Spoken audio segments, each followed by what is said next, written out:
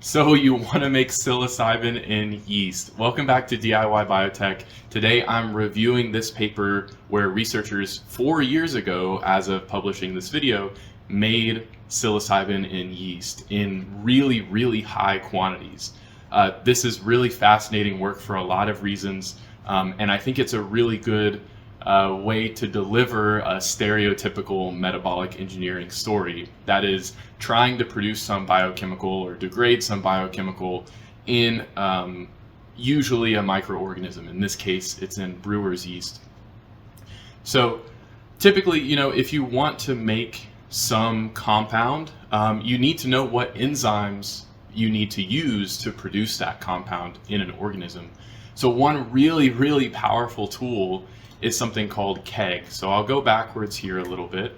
So if you want to find the metabolic pathway for producing psilocybin, you just type in KEGG psilocybin and you can find the metabolic pathway. So here's the KEGG listing for psilocybin. And then here you can see the pathways that this chemical is a part of. Usually they put the larger pathways at the bottom and the smaller pathways at the top. The more specific pathways are at the top. So psilocybin is what's called an indole alkaloid. And so we're going to look at the indole alkaloid biosynthesis map.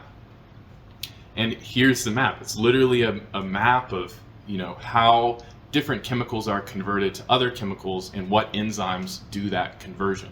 So right here highlighted in red, you can see psilocybin. That is broken down into psilocin and can be converted backwards to psilocybin by this enzyme right here, PSIK. And you'll also note that the sort of ubiquitous precursor for psilocybin is the amino acid tryptophan. So tryptophan, as far as I understand, every single living thing has tryptophan or requires tryptophan to survive. It's an amino acid, right? It's a building block of proteins. Then the tryptophan is converted to tryptamine. Tryptamine is also a pretty ubiquitous biochemical.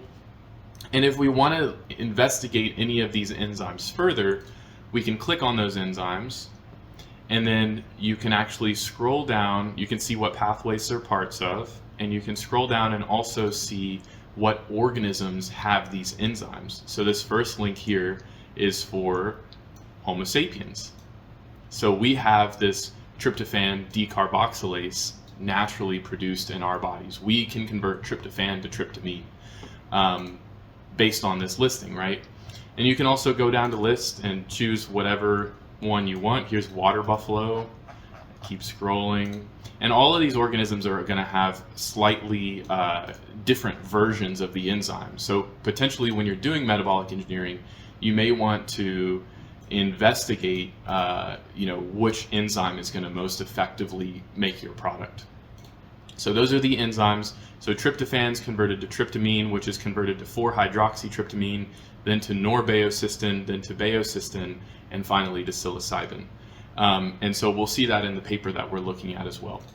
So back to the paper. This is called Metabolic Engineering of Saccharomyces cerevisiae, which is brewer's yeast or baker's yeast. It's a model organism yeast for the de novo production of psilocybin and related tryptamine derivatives. So de novo meaning from basic feedstocks. So in this case, they feed the yeast glucose and they get psilocybin at the end, instead of feeding in like norbaeocystin and then getting out psilocybin, right? So that's what de novo means.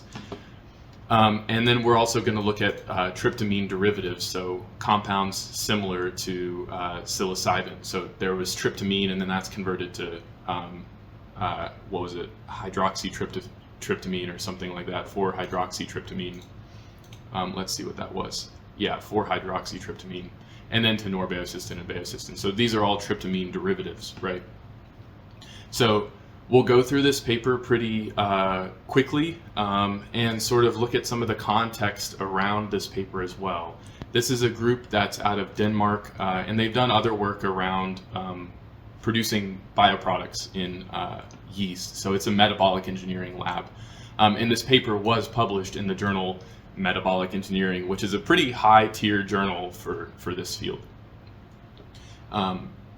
possibly the highest tier journal for the field of metabolic engineering, which makes a lot of sense. So some highlights here: Saccharomyces cerevisiae, again, that's baker's or brewer's yeast. If you've ever made bread and poured yeast into your dough, that's Saccharomyces cerevisiae. So if we can make psilocybin in this yeast, then potentially somebody could hand you a dry packet of yeast that makes psilocybin, and you could make it in the same way that you would brew a beer, right? So really cool stuff. The difficult part is actually making that yeast, and that's what this paper goes through. Technically, you could do it in a home lab if you really wanted to, but I'll talk about that more in a minute. So heterologous biosynthesis, that means that we're taking enzymes from other organisms and expressing them in this case, Saccharomyces. And they talk about their titers here. So titers being how much product they're producing. So they're getting over 0.5 gram per liter of psilocybin and over 0.5 gram per liter of psilocin, which is the natural, what it says here, dephosphorylated product. So what does that mean? How much psilocybin really is that to you and me, right? So psilocybin here, we can look at this table here. Psilocybin is about 1%. So this paper looks at several sources. Psilocybin is between 0.5% to 2% per dry gram of Psilocybe cubensis mushroom, right? So if you have a dose that you take that's 2.5 grams, which from what I understand is a typical dose, that's equivalent to taking 25 milligrams of psilocybin. So if you do the math on this here, then you find that this paper, these researchers, in a single liter, so you imagine a liter of water, that's not very much. In a single liter, you're making the equivalent of 100 grams of dried mushrooms, so 4 ounces of dried mushrooms. And this is making the actual chemical and not the mushroom product. So potentially this is hundreds or thousands of dollars worth of product in a single liter vessel, grown in 2 or 3 days, right? Like, this is fantastic stuff, really, really cool stuff. Okay, so moving on away from the abstract, the introduction is sort of giving some history of psilocybin, how it was discovered by modern science in the 50s, and then eventually banned in the US, finally resurged in the 90s. This paper is out of Denmark, where I think they have a little bit less restrictions on researching these psychedelic compounds. And then they talk about like the safety and the efficacy of psilocybin, just as a little bit more background. And right here, they say the LD50, which is the dose required, the lethal dose 50, the lethal dose where 50% of a population would die. The LD50 of psilocybin in mice and rats is about 280 milligrams per kilogram. So what does that translate to for humans? Well, if you're about 80 kilograms, then you would have to consume 5 pounds of magic mushrooms to reach the LD50. And at that point, you have a 50% chance of dying. At least if it doesn't always translate directly from rats and mice to humans, but you have an idea, like even if you ate a pound of mushrooms, which if you've ever tried eating a pound of anything before, it's difficult. A pound of dried mushrooms, you would probably be okay. Of course, this is not advice, but that's sort of the realm of safety of this compound. So moving on, again, this is a very, very stereotypical metabolic engineering article. So they're going to set up the stage and say, like, yes, we can make these compounds naturally in these mushrooms, but it's not commercially viable to extract from the mushrooms. So they say right here that, like, yes, we can just grow the mushrooms and do an extraction, but it's not commercially viable. And then here they say for pharmaceutical research, we do chemical synthesis of psilocybin, but it's difficult and expensive, right? So this is setting the stage. This is like, yeah, we can make it, but it's not really feasible. And yeah, we can make it this way, but it's just too difficult and expensive. So here's the third way, and that would be metabolic engineering yeast to produce psilocybin for us. And I think they're right. So here it's talking about how the pathway for psilocybin was only elucidated or discovered in 2017. So this is new that we have this KEGG pathway showing us how to produce psilocybin. So in 2017, we figured out how to, how psilocybin is naturally produced. And then in 2018 was the first demonstration of expressing the heterologous pathway in in another organism. So in this case, they used the mold Aspergillus nidulans, and they were able to get 110 milligrams per liter, which is still really good titers, and that was in 2018. So potentially this mold is a little bit more closely related to the Psilocybe cubensis, and Saccharomyces cerevisiae, although it's still a fungi, it's not a hyphal fungi, it's a yeast, unlike the mold. And so maybe, potentially, if you didn't know about this paper, you might say it might be harder to make more in Saccharomyces because of the further relation. That being said, people have made psilocybin in E. coli, but they were having to add other compounds to the media. So this wasn't de novo biosynthesis. They were adding other compounds to the media in order to get to over a gram per liter, which over a gram per liter is really fantastic. That's about what they ended up doing in this paper, if you include psilocybin and psilocin, which I think you should. Another thing that they mention is one of the downsides of using E. coli is they don't have these cytochrome P450 enzymes. So cytochrome P450 it aids particular enzymes in their function. So you need electrons and oxygenase properties in order to produce, in order for certain enzymes to function. And one of the enzymes in this pathway is a cytochrome P450 enzyme. Prokaryotes like E. coli are not very good at using these cytochrome P450 enzymes because they don't naturally have any cytochrome P450 enzymes. Saccharomyces cerevisiae does naturally have cytochrome P450. So this is often a cited advantage of using eukaryotic microorganisms like yeast instead of prokaryotes like E. coli, right? Also, Saccharomyces is just more closely related evolutionarily to Psilocybe cubensis, and so it makes sense in my mind, at least. All right, so this first figure is just sort of a graphical abstract showing, like, we have this Psilocybe species, and we're going to make a recombinant cerevisiae strain that has the Psilocybe enzymes in order to produce psilocybin. In your body, when you consume psilocybin, it's going to be converted to psilocin pretty quickly. Psilocybin is not active at all, contrary to what you might think, but psilocin is very active. That's the active part, and so that gives you those potential therapeutic effects. So just like in the KEGG pathway, this figure 2 is showing a more detailed psilocybin biosynthesis pathway, and so this paper might be more helpful if you actually want to do this project.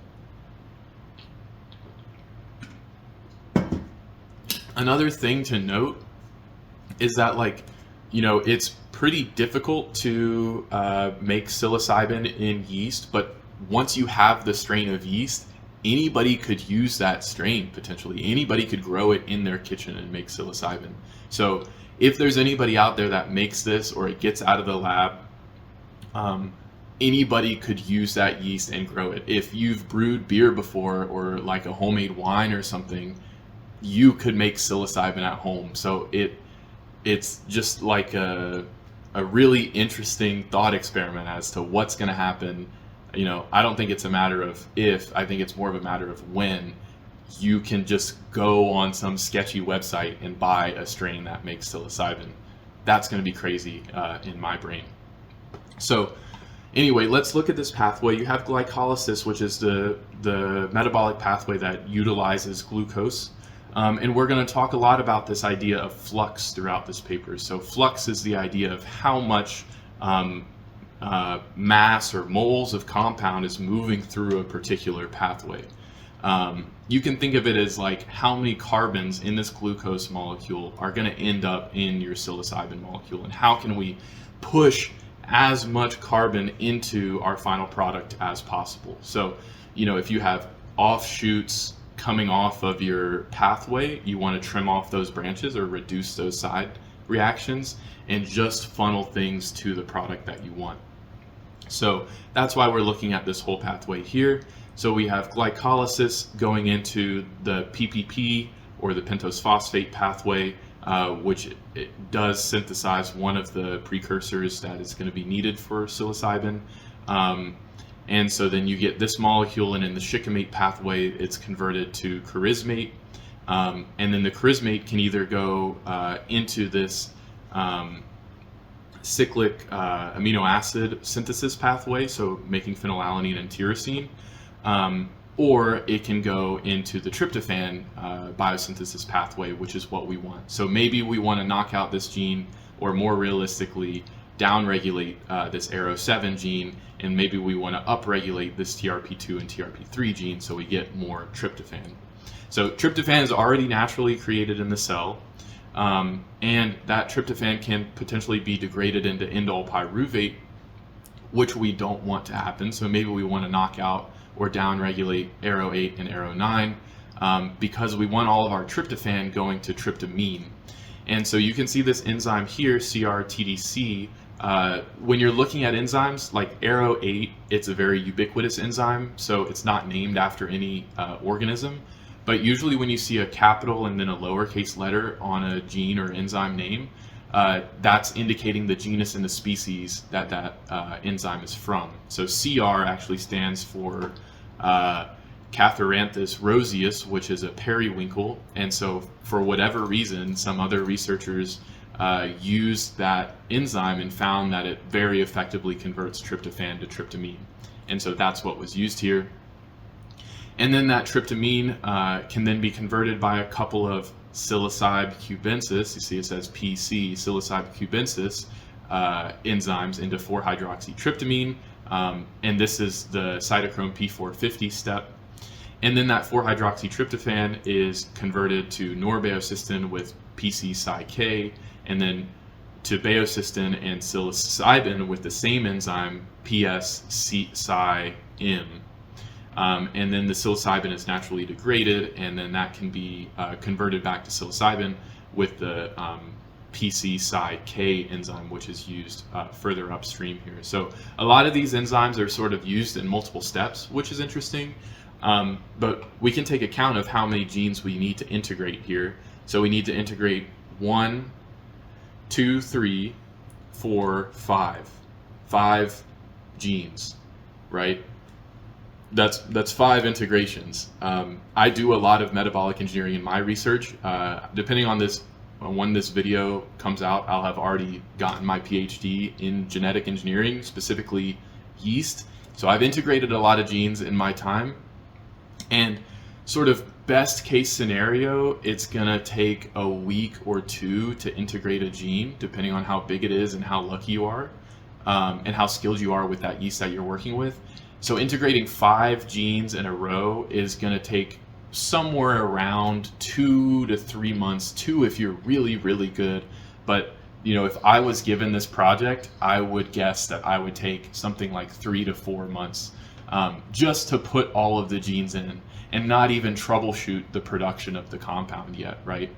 And in this paper, not only do they put those genes in, when they put those genes in, they're only producing small quantities of psilocybin. There's some other genetic manipulation that they do to make those gram per liter titers. So let's go through that. So this paper is set up, I hate when papers are set up like this. I think the field, like academia, is moving to not do this anymore. But this paper has an introduction and then the materials and methods. Unless you're trying to, exactly recreate this experiment, you don't need the materials and methods. Most people just want to see the figures and the results and the discussion. So let's go ahead to the results here. Again, like I mentioned earlier, they're using this periwinkle gene to convert tryptophan to 4-hydroxytryptamine. They could use this enzyme Cy-D from Psilocybe cubensis, but this other paper from 2015 found that this periwinkle enzyme was more effective at that transition, in Saccharomyces. So then tryptamine's converted to, that was tryptophan to tryptamine. Then tryptamine is converted to 4-hydroxytryptamine, with the cytochrome P450, and then the 4-hydroxytryptamine is converted to norbeocystin with a 4-hydroxytryptamine kinase, and then that is converted to beocystin with the same enzyme, with this new enzyme, this N-methyltransferase, and then with the same enzyme that this beocystin compound is converted to psilocybin finally. So that's just what I went over in the figure already. This is showing, this is LCMS, so this is liquid chromatography with mass spectrometry. Really, really cool stuff. I haven't done it personally, but I've done really similar chromatographic work with HPLC, so high pressure liquid chromatography, and gas chromatography with flame ionization detection. Incredibly similar process, but basically you send your sample through some way to separate your sample, and then you measure the molecules coming off on the other side. And so, you send your sample through and you wait, and nothing, and then your first chemical comes through in a peak, and then nothing, and then your next chemical comes through. And so the area under that peak is going to be directly proportional to how much chemical you're producing. And if you're using the same method every single time, then you can run 1 sample, 2 sample, 3 samples, and your chemical is always going to come off at the same time. So in this method, psilocybin comes out a little after 3 minutes. And so you can see the psilocybin standard, and then there's the red control strain, and then the green strain that's supposed to be making psilocybin is making psilocybin. This plot here is showing the same thing with psilocin, which seems to come off a little after 1 minute, and then tryptamine, which is coming off a little bit after, it looks like it's coming off a little bit after psilocin. Great, so they're like shoving it in our faces, they're making the chemical that they want to make. Okay, so they say they're making psilocybin and psilocin, and so right here they're saying how much they're making at this stage just by putting in the basic enzymes. So they're making a lot of tryptamine, so 120 milligrams per liter, but psilocybin and psilocin are just in the milligram per liter range, which isn't very good. And so what they say here is that the limitation must be downstream of tryptamine. So we need to optimize those enzymes. And so they're thinking the culprit is the cytochrome P450 step that converts tryptamine into 4-hydroxytryptamine. And so what they do is they try a few different things. So they say here the limitation is the conversion of tryptamine to 4-hydroxytryptamine, which is done by a cytochrome P450. So a few different options here when you discover what the rate limiting step is in metabolic engineering. You can try expressing that same enzyme a bunch of times, so you just make more of that enzyme. You can change the promoter on that gene to make more of that enzyme, or you can change the enzyme altogether. And so they sort of tried a few of these different strategies, and what they settled on, or they even pulled a Psilocybe cubensis cytochrome P450 for this step as well. And that didn't end up working as well, or no, sorry, it didn't. That ended up being the thing that did work, but they had to have a strong promoter in front of it to increase the production of psilocybin and psilocin. So TEF1 is a very popular high activity yeast promoter. So it turns that gene up like as high as it can go. Okay, so then they were able to get 137 milligrams per liter of psilocybin and then 82 milligrams per liter of psilocin. So they were right that the cytochrome P450 was the limiting step. Fantastic. Another sort of stereotypical metabolic engineering thing to do is have this type of graph where you show like your control strain, and then you show your strains that had different mutations. So here in these bars we have tryptamine first, and then psilocin, and then psilocybin, and you can see that if you don't have any of the psilocybin biosynthesis genes, you don't make any of those compounds. Makes sense. But once you add that, you can try out these different cytochrome P450 strategies. And they found that this strategy of adding the TEF1 promoted psilocybe cubensis cytochrome P450 enzyme gave the highest titers of psilocybin and psilocin, whereas the other strategies didn't work nearly as well. So that's very cool. And then they also did, I won't go over it in detail, but they did further engineering of other pathways to improve the flux to tryptophan. So by overexpressing, here we can go back to the map. So they overexpressed ARO1 and ARO2. So here's ARO1 and here's ARO2. And if you go into the literature, if you're a metabolic engineer and you know about this kind of stuff, you know that tryptophan has some natural levels in the cell, and you could figure out that that is probably a limiting step as well, that we aren't getting as much to tryptophan. And it's very well studied how to get more of any amino acid in the cell. So any amino acid you want, there's extensive studies on how to push flux there, especially in conventional organisms like Saccharomyces. And so they looked through the literature and they found that if they overexpress like ARO1 and ARO2 and a few others, they should be able to get more tryptophan production. So here, and then through the more tryptophan production, they should make more psilocybin. And so here what they're doing is they're modifying the pathway. They knocked out this RIC1 gene, which is I guess an offshoot pathway. ARO1 and ARO2 overexpression are going to push more flux through the shikimate pathway. And then ARO4, there's an ARO4 mutant that they added, so we can go look and see where ARO4 is. So that's right here. So this step must be slightly rate limiting as well. And you can see that this is a mutant gene because you have this K229L superscript. So I think K is lysine and then L is leucine. So you're switching at the 229 position, at the 229th amino acid in the ARO4 protein, you're converting a lysine to a leucine. And that allows you to produce more or move more flux in the direction that you want. So anyway, they're showing that they made all of these changes and they got a little bit more tighter here. This was all in a small scale up until now. This is all like, 1 milliliter wells or something. Maybe they used 100 microliter wells.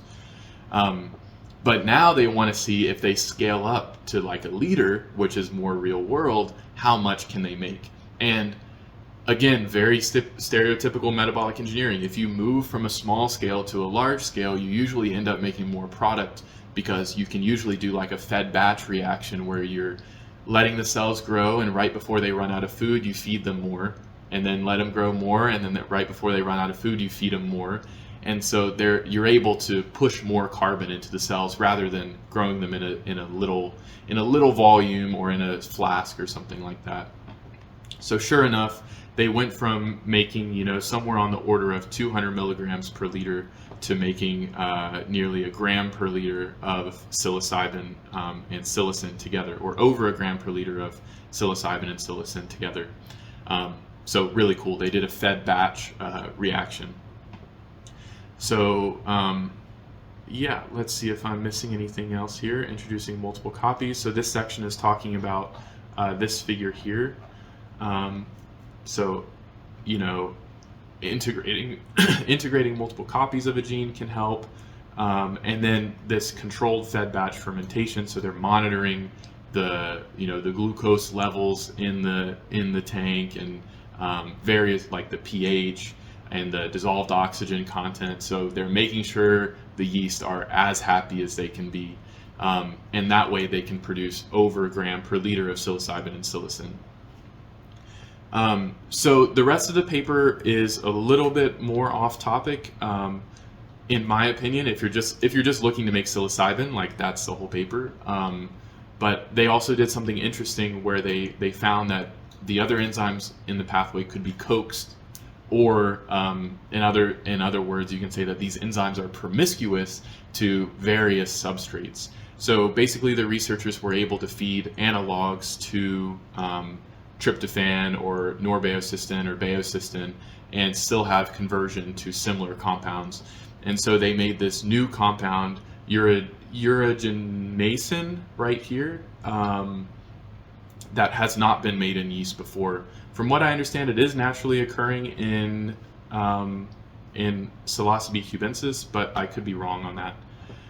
So that's kind of cool, and that's sort of a similar compound to psilocybin. So that's the other really cool thing when you're doing this heterologous expression, is that often you end up making products that you've never seen before, which is really cool. And so, like, what are the effects of this psilocybin analog, and who's going to try it first? Okay, so I think that's the whole paper. Hopefully I've tricked you with drugs into learning a little bit about metabolic engineering, and hopefully you found it interesting. If you did, definitely like the video and subscribe to the channel if you want to see more stuff like this. In the comments below, leave, let me know a paper that you would like for me to review, or any comments you have about this paper. Really interested in hearing what you guys have to say. As always, thanks for watching. Bye.